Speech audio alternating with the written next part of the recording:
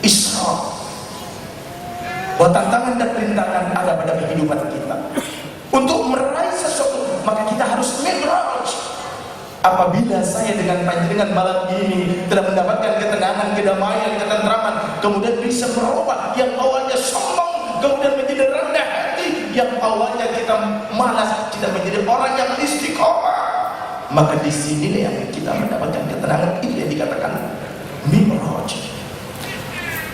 Ya Allah, ya Rabb, inilah keagungan dan kebesaran-Mu. Warna-warni yang diberikan di atas permukaan bumi ini, ada Islam, ada Hindu, ada Buddha, ada Kristen. Ini semua adalah makhluk ciptaan-Mu ya Allah. Berikan agar kami dapat bergandengan bersama, ibaratkan satu tubuh, tangan kanan, tangan kiri, saling membutuhkan, bukan saling menghujat dan bukan saling menghancurkan. Inilah yang sebenarnya Islam yang dikatakan rahmatan lil alamin adalah satu tubuh, ibaratkan seperti itu. Jiwa tidak mungkin hanya suka kepada tangan kanan, benci ke tangan kiri, tidak mungkin. Allah atau Tuhan kita tidak mungkin akan membenci kepada makhluk, tidak mungkin.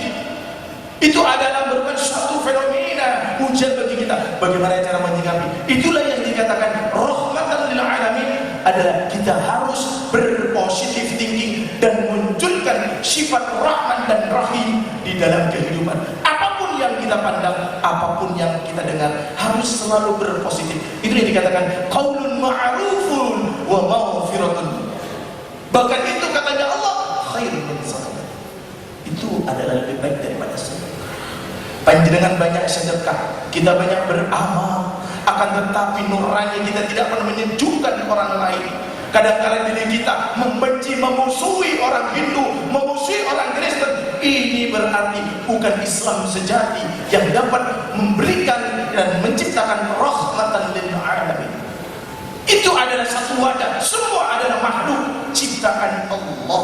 Kita boleh fanatik, tapi fanatik yang sebenar-benarnya, bukan fanatik akal, karena akal ini dikontrol dan dikendalikan oleh nafsu, sedangkan nafsu adalah innan nafsal ammaratu bisyarr.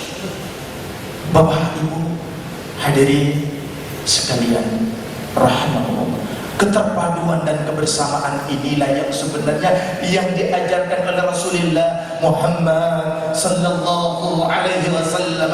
Akan tetapi mohon maaf, kenapa ada di antara saudara-saudara kita kadang-kali di dalam menafsirkan Al-Quran wa sunnah Rasulullah Muhammad sallallahu alaihi wasallam padahal sudah mengenal Isra wal Mi'raj. Isra wal Mi'raj yang sebenar-benarnya, bukan Isra wal Mi'raj yang dilakukan oleh Rasulullah Muhammad sallallahu alaihi wasallam, tapi Isra wal Mi'raj masa sekarang adalah kita harus adanya suatu perubahan, adanya suatu berusaha dengan maksimal bagaimana kita di dalam mengaplikasikan Islam yang sebenar-benarnya dalam kehidupan.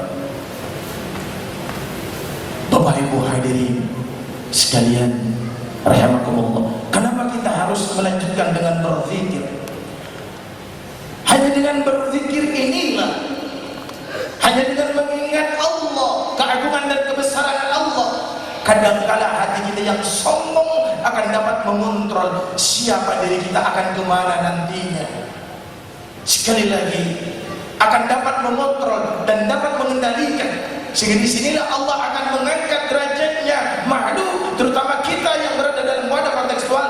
Inna dina indallahil Islam, dinul Islam akan diangkat derajatnya apabila kita benar-benar berzikir bukan hanya lisan, namun mewujudkan apa yang kita telah ucapkan di dalam kehidupan, apa yang telah kita ucapkan dalam kehidupan kita. Saya, panjenengan semuanya berzikir kepada Allah, salat kepada Allah, melaksanakan qiyamul lail kepada Allah, qiraatul Quran dan sebagainya.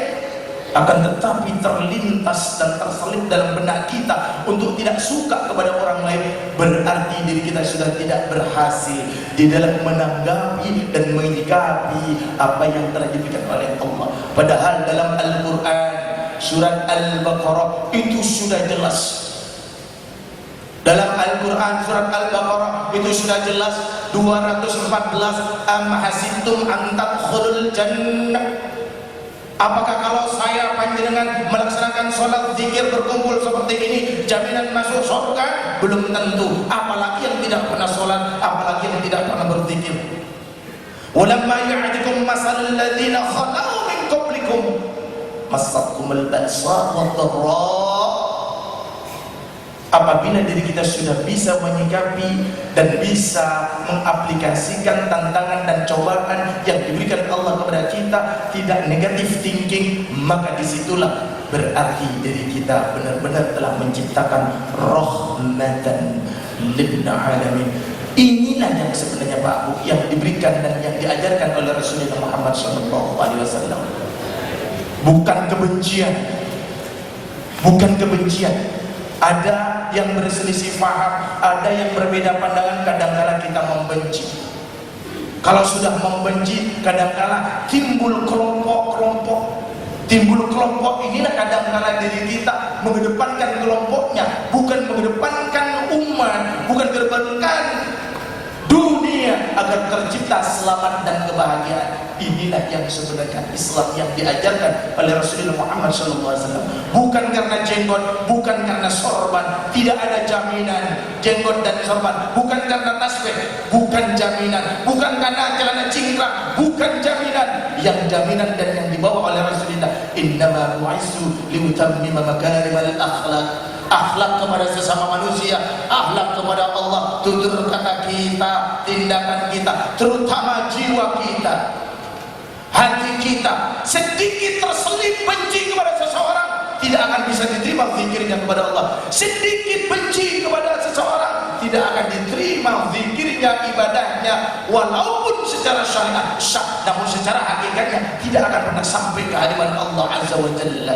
Bagaimana dikatakan ini akan menjadi kekasih Allah? Padahal katanya Rasulullah Muhammad sallallahu alaihi wasallam, "Laisa minni dhu hasadin wala namimatin wala kahalatin wala adin." Bukan kelompokku katanya Rasulullah Muhammad sallallahu alaihi wasallam.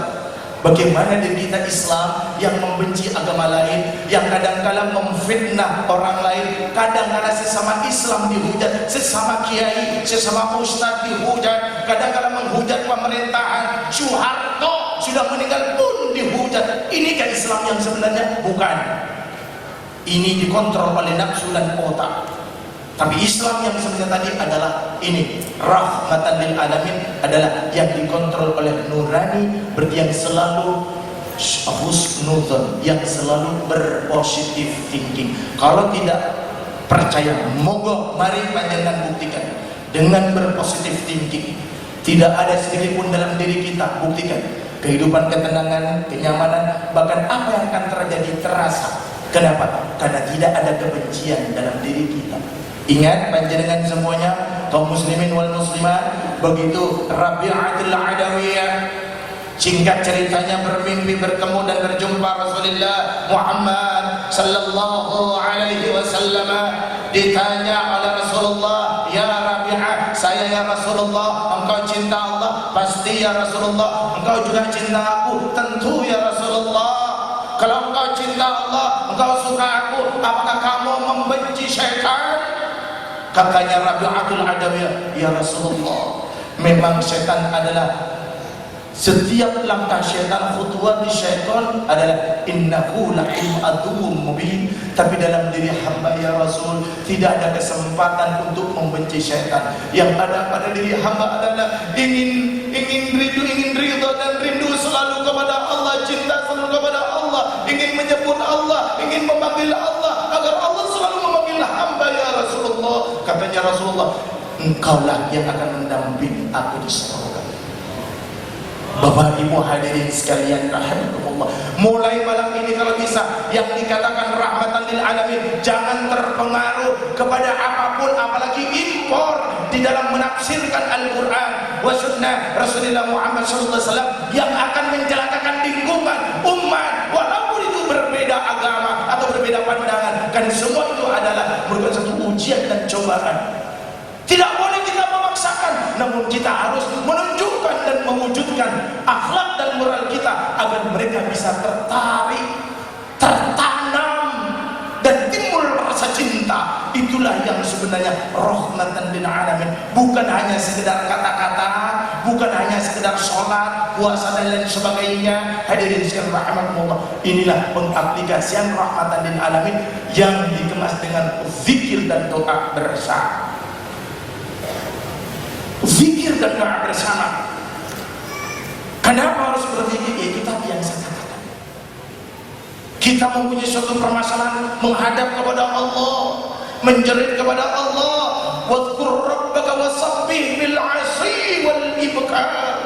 Bahkan katanya Allah, ya ayyuhalladzina amanu dzkurullaha dzikran katsira wasabbihu bukratan wa 'ashiyya. Kalau kita mempunyai suatu permasalahan, satu, jangan langsung menyalahkan orang, jangan langsung menyalahkan pemerintah, jangan langsung menyalahkan pimpinan agama, jangan langsung menyalahkan umat, salahkan diri kita. Check and recheck. Check and recheck. Apa yang telah kita berikan selama ini pada kehidupan, itulah Bapak Ibu hadirin sekalian. Yang paling terakhir di dalam acara pada malam hari Isra wal Mi'raj, yaitu kita harus ingat dan hati-hati dari segi apapun, insya Allah akan diangkat derajatnya dimanapun kita berada. Sekali lagi, la'allakum tuflihun wa la'allakum turhamun. Jangan terpancing terhadap penafsiran-penafsiran yang menimbulkan perpecahan dalam kehidupan, lebih-lebih sesama agama Islam. Lebih-lebih sesama agama Islam, jangan sampai terpancing dan jangan memancing seseorang. Pancinglah jiwa kita agar terpengaruh untuk selalu terlena, untuk selalu mencintai dan rindu kepada Allah. Rindu kepada Allah bagaimana? Walillahil masyriq wal maghrib fa aynama tuwallu fasamma wajhullah, fasamma wajhullah, fasamma wajhullah. Bapak Ibu hadirin sekalian rahimakumullah, mungkin ada perkiraan kami datang rombongan dari Surabaya ke bumi Bali untuk mengislamkan Bali. No, Islam yang sebenar-benarnya itu tadi, untuk memberikan keselamatan dan kebahagiaan bersama, bukan mengajak, bukan memporak-porandakan, bukan. Karena Islam sebenarnya bukan itu, tapi akan mewujudkan cinta kasih, duduk bersama, rukun, saling mengasihi dan saling mencintai. Masalah ini nanti di hadapan Allah, Allah lah yang akan memvonis segala sesuatunya. Untuk itu mari kita Bapak Ibu hadirin sekalian, Isra wal Mi'raj kita harus melangkah dan berjalan untuk menuju kebenaran sejati. Sekiranya apa yang saya sampaikan ini tidak sepaham dan tidak selera, mungkin kita menelaah ulang, coba diulang kembali. Kenapa Islam banyak dikutuk? Kenapa Islam kadang-kala banyak cobaan dan ujian? Kenapa banyak musibah balak dan bencana? Karena Islamnya tidak kafah. Islamnya tidak kafah. Padahal diperintah oleh Allah harus totalitas Islamnya. Al-Baqarah ayat 208. Bismillahirrahmanirrahim. Ya ayyuhalladzina amanu udkhulu fis silmi kaffah wa la tattabi'u khutuwatis syaitan innahu lakum aduwwum mubin. Bapak Ibu hadirin sekalian rahimakumullah, demikianlah sekelumit saja pengantar zikir pada malam hari ini, agar diri kita ini terpatri, ada sentuhan-sentuhan, bukan hanya kecerdasan dan kepintaran, tapi sentuhan sulit diperoleh, tapi dengan melaksanakan suatu kegiatan majelis silaturahim, majelis ta'lim, wa majelis zikir malam ini merupakan suatu wasilah agar Islam yang ada di Bali semakin benar-benar dicintai oleh seluruh kalangan apapun, bukan semakin dihindari dan dibenci.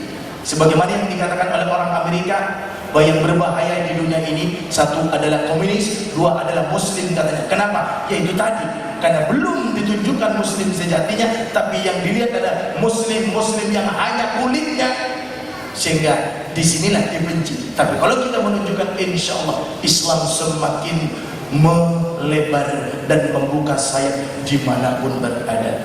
Itu saja, insya Allah, terutama kepada alim ulama. Mohon maaf, mungkin cara saya menyampaikan malam ini agak sedikit berbeda, karena memang inilah acuan-acuan tentang qalbu yang sebenar-benarnya, bukan kecerdasan otak, tapi wujud dalam kehidupan daripada Islam dan iman tadi, untuk memberikan Islam rahmatan lil alamin. Itu saja, mohon maaf dan terima kasih. Mari kita lanjutkan berzikir. Semua yang hadir malam ini, baik yang ada di dalam ruangan maupun yang berada di luar, kita harus dapat menghadirkan diri kita, duduk bersimpuhnya kita pada malam hari ini benar-benar dilihat oleh Allah. Ucapkan dalam diri kita, panjenengan semua, Allahumma, Allahu nadir, Allahu syahid. Duduknya kita, duduknya saya dengan panjenengan, Allah bersamaku, Allah melihat aku, dan Allah memperhatikan aku. Untuk apa aku duduk di sini? Untuk apa kami duduk di sini? Untuk menghadiri majelis ya Allah, agar kami semua yang duduk bersibuk di tempat ini selalu dicintai dan dicintai oleh Allah ya Rabb, disayang dan disayang selalu. Karena hidup penuh dengan cobaan, tantangan dan rintangan. Kadang-kala kami nafsu yang dikedepankan bukan nurani sebagai acuan. Ya Allah, ya Rabb, Engkau maha segala-galanya. Jadikan semua umatmu, makhlukmu, kaum muslimin wal muslimat utamanya yang duduk bersimpuh di tempat ini ya Allah, ya Rabb, jadikan jiwanya dan batinnya agar selalu terkontaminasi menyebut dan memanggil namamu, sehingga terlepas dari keterpurukan, kesombongan dan kemunafikan ya Allah, ya Rabb, ya Rabb, ya Rahman, ya Rahim. Sebentar lagi kami akan menghadapi bulan suci Ramadan, maka sucikan jiwa kami ya Allah, sucikan niat kami ya Allah, sucikan hati kami ya Allah. Bukan hanya ucapan lisan, namun perwujudan dalam kehidupan, baik rumah tangga, masyarakat, bangsa dan negara. Ya Allah, khairah, tinggikan derajat kami semua yang hadir malam ini di bumi Bali, semua masyarakat Bali dan seluruhnya ya Allah, umumnya bangsa dan negara ini ya Allah. Tinggikan derajatnya, muliakan kehidupannya ya Allah, jauhkan dari kesengsaraan dan kepedihan ya Allah, jauhkan dari keterpurukan ekonomi, jauhkan dari keterpurukan iman ya Allah ya Rabb, agar diri kami semua, saudara-saudari kami yang hadir malam ini selalu dan selalu mempersiapkan sebelum ajal menjemput kami ya Allah, sebelum ajal menjemput kami ya Allah. Sinyal-sinyalmu sudah banyak kami tangkap, mau kiamat kubra mungkin boleh jadi sudah dekat, akan tetapi ya Allah ya Rabb, iman kami kenapa kok semakin jauh?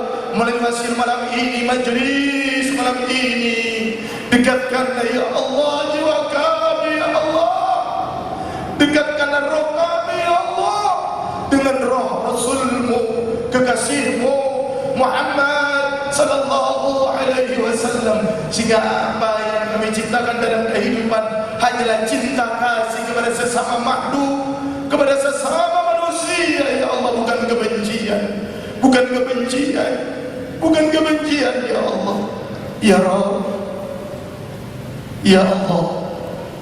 Dalam kehidupan kadang-kadang kami menemukan permasalahan yang sulit kami selesaikan, mungkin karena diri kami, niat kami yang tidak tulus, yang tidak ikhlas.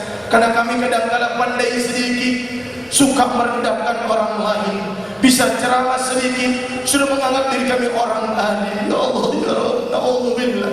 Pada malam hari ini ampunilah ya Allah semua ya Allah, saudara-saudari kami, sekiranya dalam jiwanya ini terlintas dalam benaknya seperti itu ya Allah, ya Rabb, ya Rabb, ya Rahman, ya Rahim, berilah kami selalu kasih sayang-Mu, agar diri kami yang hadir di sini dapat menciptakan kasih sayang dalam kehidupan rumah tangga maupun masyarakat.